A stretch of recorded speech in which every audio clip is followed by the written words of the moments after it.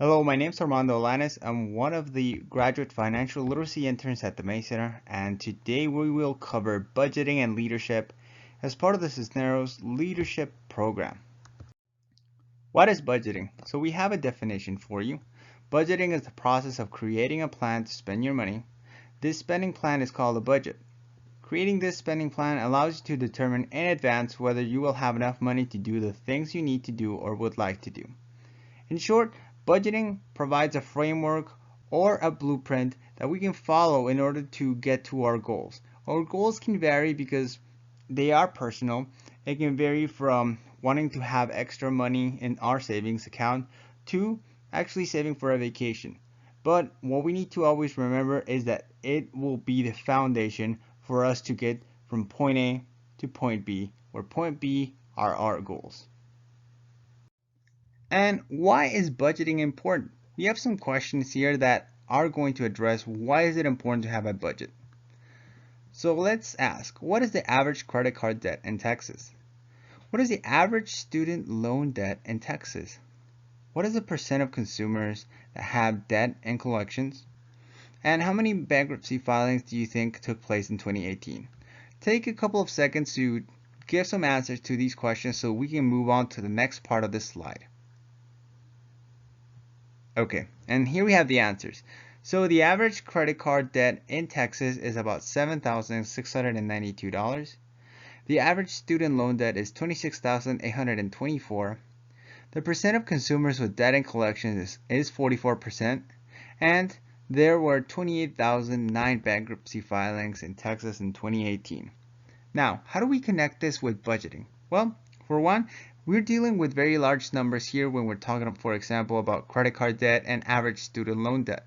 A budget can actually help us break down numbers that might seem very intimidating and daunting into manageable steps that we can chunk so that we can break it down into daily, weekly, monthly, and then yearly goals to achieve our goals. Additionally, having a budget provides us with that framework. And so if we were to derail from that framework, we can take immediate actions to get back on track. Additionally, it also provides us that framework so that we don't end up like this. One of the key things that worries a lot of folks has to do with worrying about money. Once we create a budget, we establish a plan so that we can simplify our personal financial lives. This begs the question, how do we create a budget? Well, the three overarching themes that we'll have present have to do with creating goals that are in line with our values, 2, listing our expenses, and 3, finding out how to stick to it by avoiding pitfalls. And in order to assemble this budget, we actually have here a more detailed approach, or a map if you will, that will guide us through the process of assembling that budget. First, we'll look at understanding our values. 2, with our values in mind, we'll set out our goals. 3, we'll list our fixed and variable expenses. 4, we will determine our number. And lastly, we'll look at needs versus wants in order to eliminate unnecessary expenses. For the first check mark, let's ask this question. What are our values? Well, let's say that, for example, you value growth. However, there might be times when you spend a lot of your income in things that don't fit those values and are not conducive towards getting to your goals. Next, in order to actually identify our personal values, take a couple of minutes and look at the slide that's in front of you and write down 1 or 2 values that you see yourself exemplifying, either in terms of the way that you make your purchases, or if you're having a hard time identifying some values. Since we're building our budget from scratch, think about what are some of the values that you want that budget to exemplify. Again, this will be very useful later on as we go through the activity for this presentation. Okay, perfect. Now, we have checked off the first portion, which is understanding our values. Next, we'll look at setting our goals. As we look through goals, one of the things we want to keep in mind is what are we trying to achieve with our budget? And we have to ask ourselves, what is a good way to set goals? In this case, using the SMART goals format, we can go through every single step in order to set ourselves up for success. And the next example will illustrate just that. For this example, we'll say that we want to save $50 per month. For the S part, we have set it fairly specific from the get-go, $50. And the key to remember here is that you always want to narrow your goal as much as possible. Think of goals that are not readily achievable. A good example of this might be New Year's resolution. And the reason why these goals aren't achievable is because they're generally very broad and they don't have a defined scope. Therefore, the more specific, the better. For the M, we have measurable, and this is our yardstick. This is how we're going to ensure that every single day we're making progress towards our goals. For this, let's look at how to get $50. In 31 days, what we would do is divide the 50 by the 31, and we will have to save $1.61 a day. That means that every single day when I put $1.61 either in my piggy bank or my money jar, I know that I'm hitting my benchmark towards achieving that end goal that I set for myself. Attainable. And this is really where we have a reality check. How much money have we saved in the past? For example, if we had trouble saving smaller amounts, then this goal might not be attainable. For this example, think of the fact that if you've had trouble saving maybe $40 or $30 in the past, it's probably not attainable to set a goal of 50. So you might want to lower your goal or make some changes at this point and really edit so that you can ensure that you're going to attain your goal. Relevant. This is where the values activity that we did earlier really comes into play. Again, because whenever you have set a goal that is in line with your values, it's easier to stay focused as opposed to trying to stay with a goal that doesn't really have, where we don't have any skin in the game. So again, bring that values activity, and here you can see if your values are relevant to the goals that you're setting. For the time base, this is extremely important because you measure your goal. Having a start date is extremely important because it obviously details when you'll begin, but it will also show you how much progress you've achieved up to date. Next, when it comes to the end date, you want to make sure that you have a specific date in mind because this will give you a deadline, and this will also allow your goal not to seem endless. So do not forget to set a time-based portion of your goal. Now that we have our values in mind when we set our goals, we can move on to the next portion, which looks at fixed and variable expenses. And here we have a list of our expenses that could potentially be part of recurring expenses. So again, we have food, shopping, going to the store, grocery shopping, perhaps buying apparel. And this is going to be extremely important when we make the distinction between variable and fixed expenses. And here's where we'll look at that distinction. How many expenses are fixed and variable? And the reason we're making this distinction has to do with the fact of simplifying things. Variable expenses generally are not recurring in our budget. Again, think of events or things such as sporting events, going on vacation, going on concerts. And again, because of their nature, they generally don't come up very often in our expenses. Whereas fixed expenses do. Think of gas, grocery shopping, or even going out. And this will ultimately simplify our budget creating experience because we will look at the events, at the objects, and overall expenditures that we continually see every single week or month or every established period of time.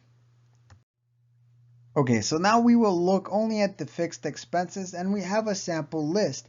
We can start with groceries, gas, utilities, car payment, fast food, shopping, transportation. It can vary from person to person, but the one key thing that we want you to notice here is that we've narrowed down the expenses that we're looking at. First, we began with variable and fixed. Now we've narrowed it only to look at the fixed expenses.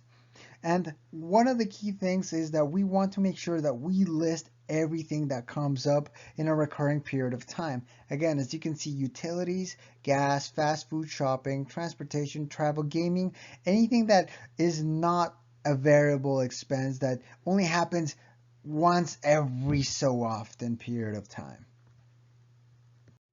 Now that we've narrowed it down between variable and fixed expenses, we're going to determine our number. And from those fixed expenses, we want to once again apply a filter and determine how many of those are really obligations. And the key thing to look at is how many of those expenses are basic needs. Think of groceries, think of gas, think of insurance, think of events or objects or purchases that you cannot go without, or that it would be extremely difficult to cut down on. And so here we have a list that looks at utilities, gas, car payments, groceries, and insurance. And this gives us a number which is 750. This is your number. And the importance of this is that our budget, or most basic budget, has to get us to 750 every single month at the very least, so that we can make sure that our basic needs are being met. Great, so now that we have determined our number, we'll go back to the original list that we have for fixed expenses, and we'll determine what's a need versus a want, and this will actually help us eliminate some of the expenses while we go through some of those strategies as well. And this is where we revisit those other expenses.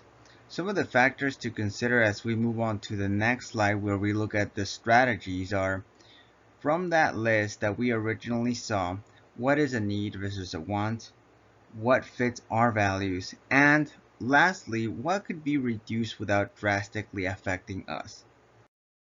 And this is the portion where we look at some of the strategies to really eliminate unnecessary spending. And at the very bottom, you'll see that these are all the recurring expenses.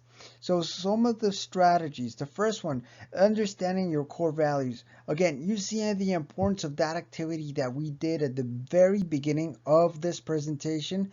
Once we understand our core values, we have a rule system where we can easily determine if an expense is really part of our values or if it isn't.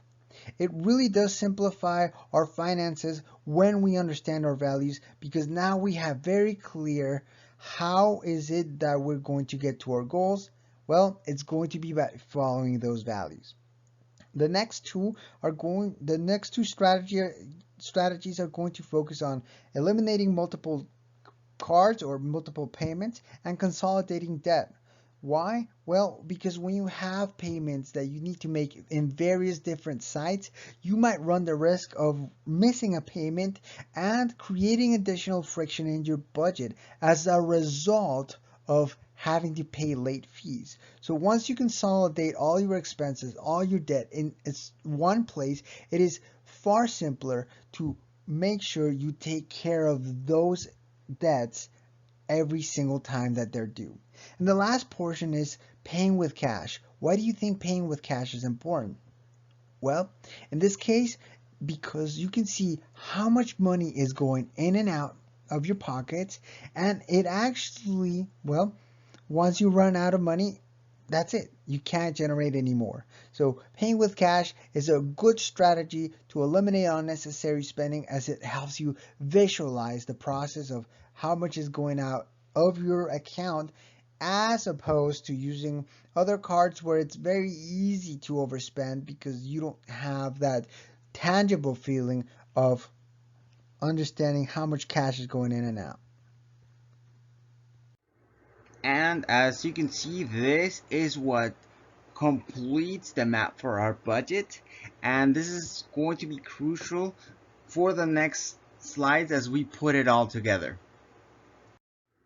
In this activity, we put it all together as we'll go through every single check mark that we had in the map for our budget so that we can each create a budget to take home.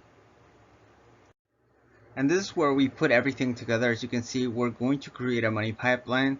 At the very top left, we have the money, or in this case, would be the water flowing in.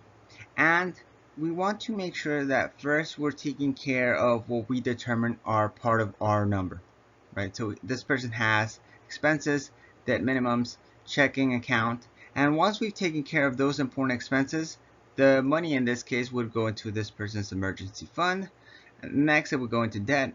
And as you can see, it wouldn't all just go into debt and immediately into investments, but some of it would also be destined to extra fun and charity. The point here is to make it as personalized as possible so that we have an idea of as to how is it that we're spending the money that we get. Therefore, here, if you have the paper activity sitting right next to you, pull it out as we will work on it together, or if you have the virtual format, just as well. And this is where we get to put it all together. The first thing that we'll do is look at our values. And this is where you can go back, pause the recording, and look through the list of values and determine what are some of the areas that you gravitate towards the most whenever you make purchases, or what are some of the areas that you want your budget to focus on. For me, it's going to be family. Next, we have goals, and similarly, we'll bring in the SMART goals that we worked on in the previous slides, which consisted of saving $50 a month.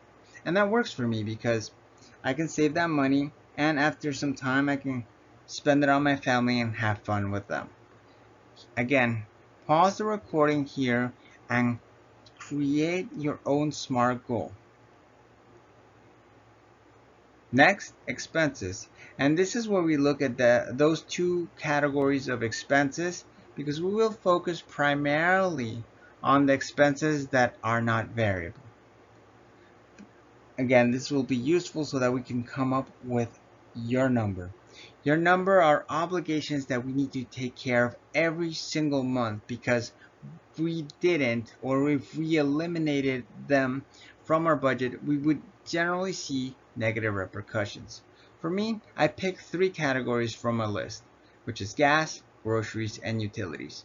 And here you can see the power of this pipeline budget, because we've now determined our values, we've created a goal, and we've determined where is it that we want the money to go first whenever we receive it.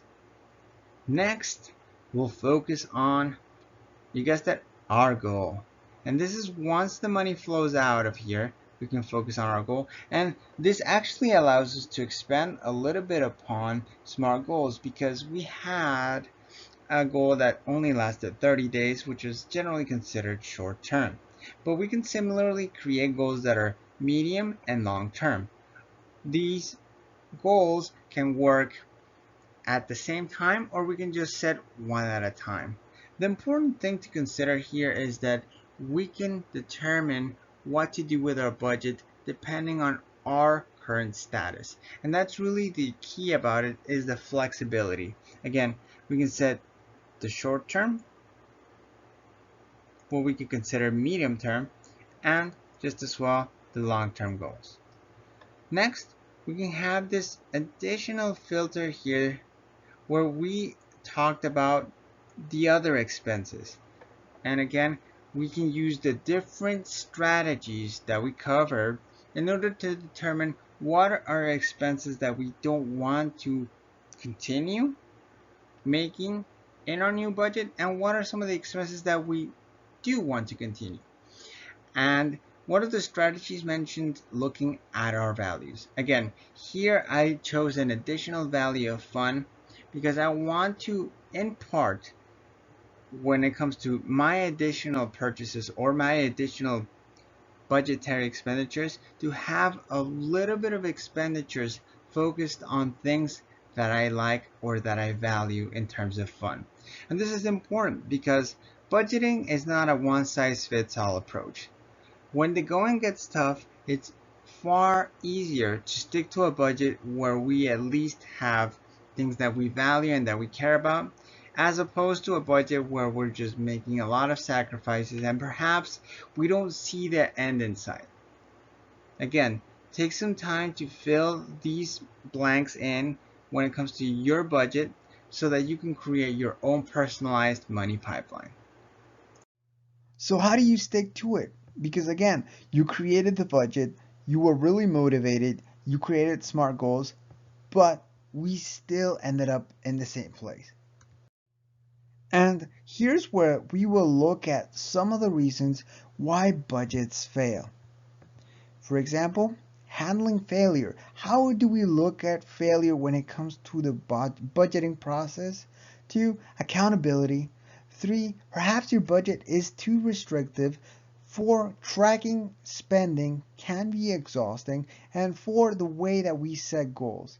And the purpose that we have here is making this process as simple as possible because we want to ensure that it doesn't become difficult and it doesn't become a burden so that we ensure that we stick to it. So here we look at reframing how we think about failure.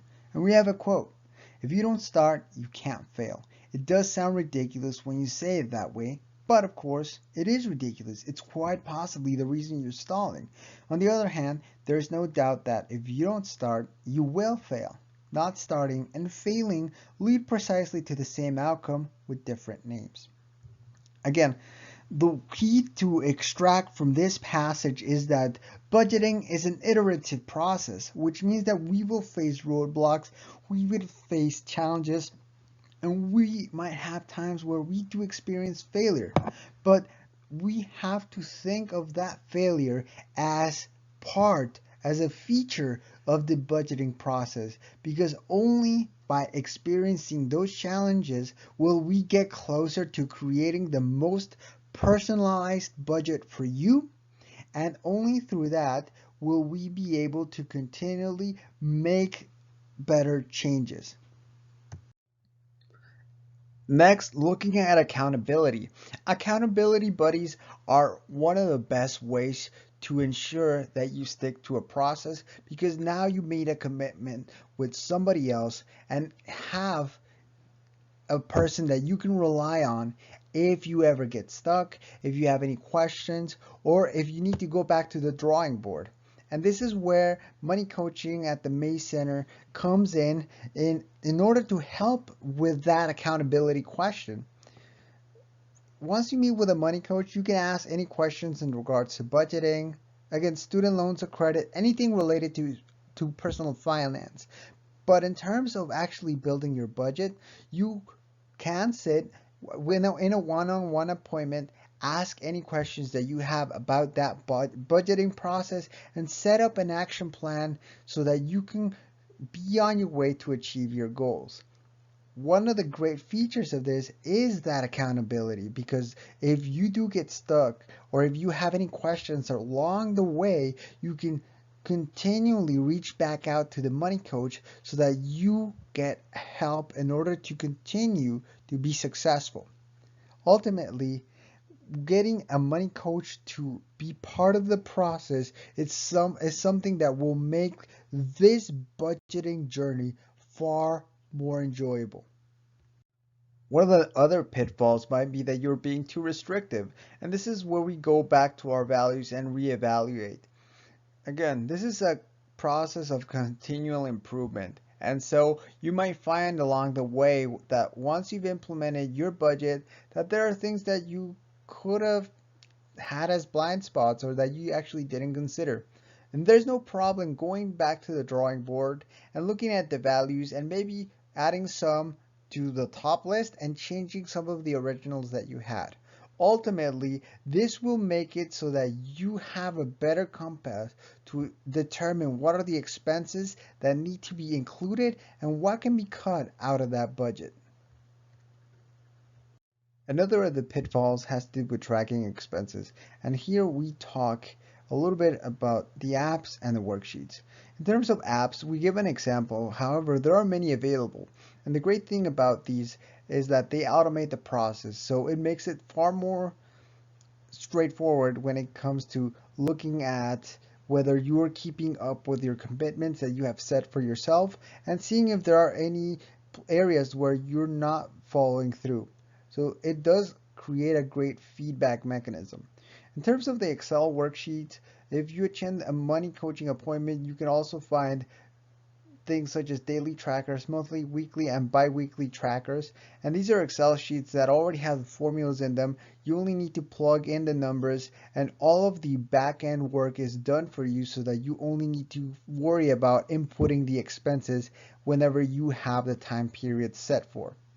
The last point that we'll make is regarding the envelope method, and this is the contrary of apps. So if you're more inclined towards using pen and paper in order to jot down your expenses, you only need an envelope and something to write with, and you need to carry these two things with you whenever you go out to make any purchases. And it's as simple as just jotting down how many things you bought that day and adding them up at the end of the period, whether it's weekly, bi-weekly, monthly, or every 6 months. And so here you can start looking at how many things you're actually spending on and seeing if you're actually staying on your budget. And now we've arrived at the last portion, which are goals, and then we'll move on to some of the resources available at the May Center that you can take advantage of. But for goals, these, as we mentioned, are part of the iterative process. That means that as you put your budget into practice, you might find that there are areas where you could make consistent improvements. Therefore, consistently try to change and make better the metrics or the ways in which you're creating your goals so that you become more effective whenever you're creating a budget based upon future aspirations. Now we will look at some of the services that you can find at the May Center, which is located in SciTech Suite 111. As you can see, we have three areas: career services, experiential learning, and civic engagement. And I'll just make mention of some of the services that you could find at the Maze. For example, if you need any attire to attend a meeting where you have an interview, you can find that at the Career Clothes Closet.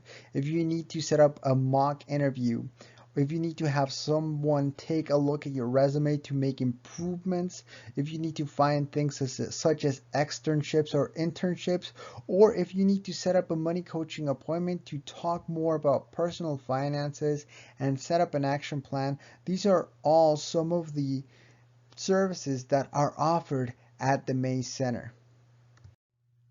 Lastly, I would just like to make mention of the office hours. The May Center is open from 8 a.m. until 5 p.m. and it's located in SciTech Suite 111.